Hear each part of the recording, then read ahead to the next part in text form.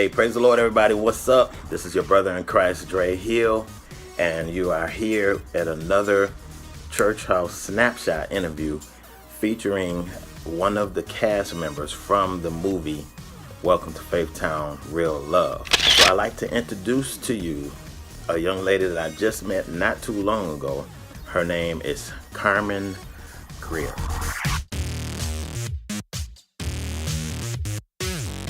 Praise the Lord, how you doing? Praise the Lord, how are you? All right, good. So you been all right? I've been great. All right, good. First of all, I want to thank you for being a part of this movie. The part that you have done is really, it's like the adhesive strength of faith side.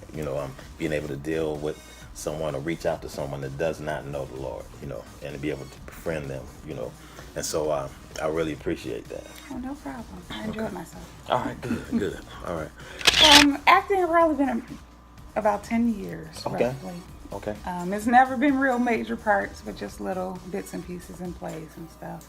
Mostly at my church. Well, actually, all of it's been at my church. Okay. But yeah. So is that something that, how did you get involved in wanting to act? I actually got involved in college. Okay. I took a class, and I auditioned for something. I didn't get the part, but I was like, I kind of like how this feels. Okay. So I just kept going with it at church. So have you ever done a movie? No. I Okay. hadn't done any. All right, so this is the first one. Yes, this is my first all right. movie. All right, well, I would have to say that the Lord has been preparing you, because I would have not known that you had never done a movie before.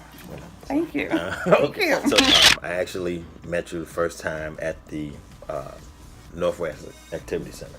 So how did you find out about me? A coworker worked with one of the people that was working on the film, and they Okay. posted it to Facebook and said they needed actors. Wow, okay. And a friend of mine, we always, are out for adventure. She's actually in the movie with us. Okay. Fedora Pruitt. Okay, yeah. Yeah, so Okay. we've, been friends for like 20 years, and we always do adventures together. So I said, let's do it. And she was like, yeah, okay. And so I didn't think she was really going to call and set up our appointment time. So she said, we go tomorrow at 12 o'clock.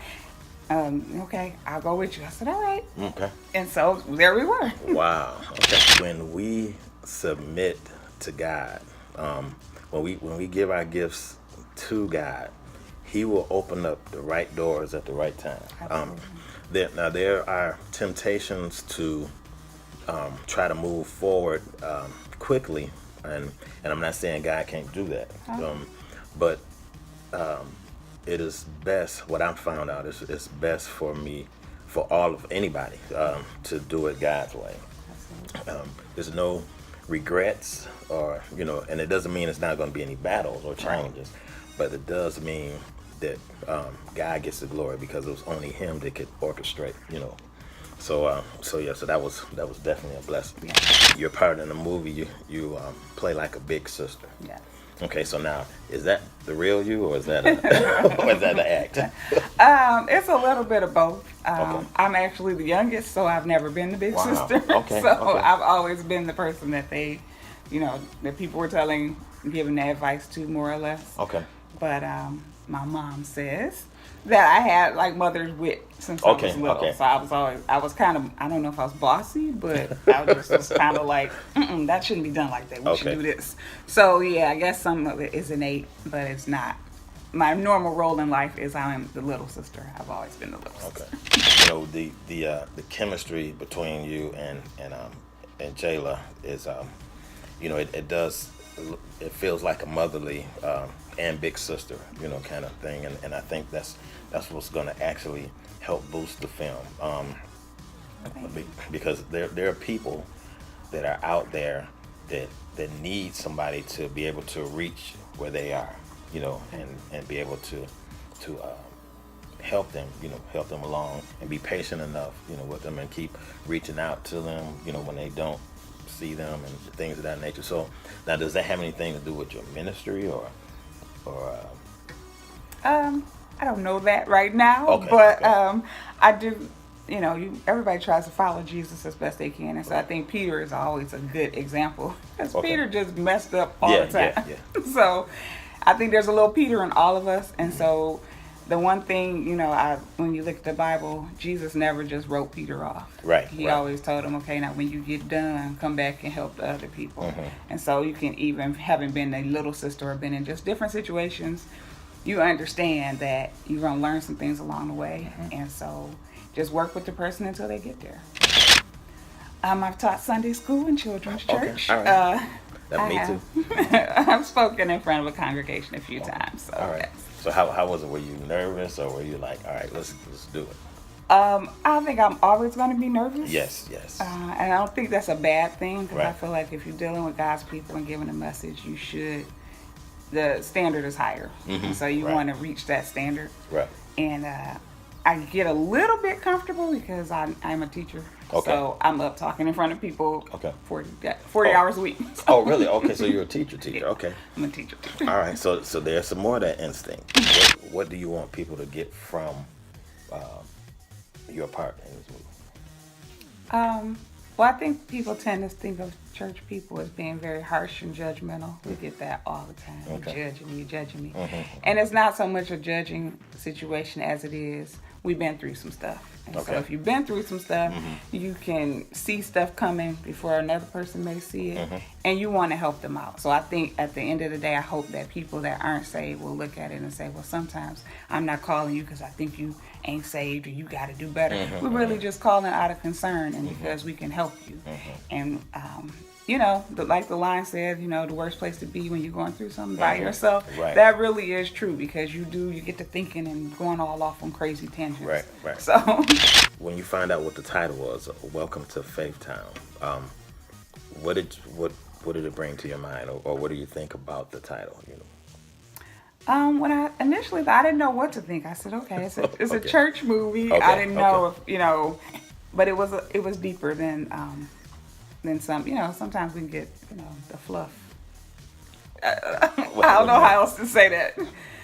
Like the maybe like the name that really doesn't have anything to do with it, or exaggerated name. Or something? Yeah, where it's going to be about church people, but it's not no real meat to it. Okay, It's okay. just fluff. Okay, all right, I got you. I was pleased to see that there was more to it, and that there's some more takeaway from the movie All than right. just it's Right. church people and we was at church. Right.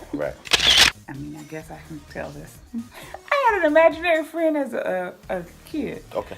So growing up, my mom was a little concerned about that I had an imaginary friend. But as an adult, I just look at it as I was very creative, and I Okay. was able to tell stories. So Okay. by the time I was probably in middle school, I wrote a story, and my whole class got into it. Everybody had their own little part, and we were reading this every day. So we were writing and reading. So I'm sure my teacher was pleased, but I figured out at that point that I really like to tell stories. So I said, even if I couldn't be in front of the camera or on the stage, I would write and at least tell the stories. So from that point on, I actually focused most of my attention on writing as opposed to being on stage. But then being in church, you don't always find the actors you need. Right. So if there were roles and somebody had to do it, they'd be like, Carmen, you want to go ahead and play that? Okay, I can do this. And so I found out that it was a lot harder than it looked. Okay. Well, see, I'm not. This is about as much on the camera as I want to be.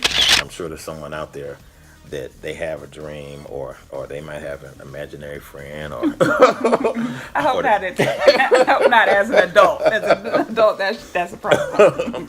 or creative side, or may not know how to express their emotions, but they want to do something. They feel the drive that they are supposed to be doing something, but they're afraid that they may fail. I'll say this: Kirk Franklin, he wrote a song about dying or something like that. He was afraid to die, and then he was afraid to try because he was so afraid of what failing looked like, And I was like, wow, that makes to me that makes sense, I guess it's harder.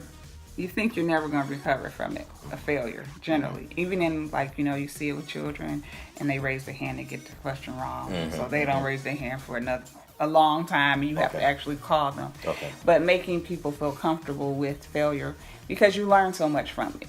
And so I think failing is actually a good thing. You don't think that at the time, but it's a good thing because you will learn so much from it. I mean, most of the inventions that we have in the world was because somebody failed at what they were initially trying to do. Right. So they found out that they could do this Right, with something right. that they Absolutely. failed at. And so I know that God uses everything. And Right. so I told somebody once, this is one of my speaking engagements, Okay, I told them alright. that it was composting. I said, we look at composting as, oh, this is dirt, it stinks, it's nasty, it's gross. I was like, but God has a way of taking all of that nasty, gross stuff, and He makes the soil really good, and then the flowers grow up bigger, Right, they're right. stronger, they're healthier, and you can use that, and people live from the fruit that they ate. Wow. So your failure is going to help somebody else, and Right. then you'll see that for them, and then it's going to be composted because God is the best farmer ever. And so That's He'll right. use that to make something else grow and blossom. So Wow. don't be afraid to fail, because it's going to produce some fruit that you wouldn't have gotten otherwise. Wow. Y'all heard that? That was from the preacher teacher. I want to thank you again for being a part of this interview, and especially being part of the movie. I gave you a sneak peek of one of the trailers. What did you? Okay. People, until next time, as I always say, peace.